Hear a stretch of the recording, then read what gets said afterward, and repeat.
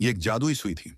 एक आदमी ने इसे एक टायर से बाहर निकाला, लेकिन उसे क्या पता था कि अगले ही पल गाड़ी एक फूले हुए गुब्बारे की तरह फुस्सा हो गई और बैठ गई।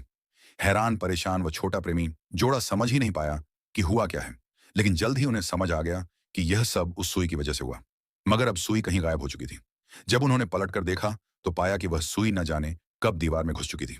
दाशान दशान ने बिना कुछ सोचे समझे सुई को फिर से निकाल लिया, और इस बार परिणाम बेहद भयावह था। पूरा घर भी फौरन बैठ गया। दोनों ने एक दूसरे पर इल्जाम डालना शुरू कर दिया, पर गलती से उन्होंने सुई उस पुलिस वाले को छुपा दी जो उन्हें पकड़ने आया था। तकरार के बीच ही पुलिस वाले को सुई लग गई। अब मुसीबत और बढ़ गई। अब उन पर पुलिस पर हमला करने का आरोप भी लग गया।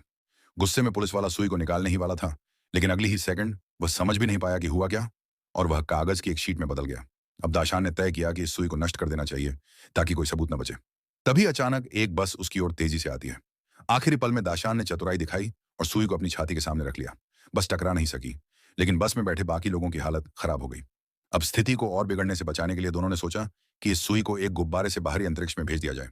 उन्हें लगा कि अब सब ठीक हो जाएगा, मगर तभी गुब्बारा फट गया। सुई गिरकर जमीन में धंस गई। दोनों घबरा गए। तभी एक आवाज आई कि अगर तुमने सुई नहीं निकाली तो तुम्हें सीलिंग ब्लेड से काट दिया जाएगा।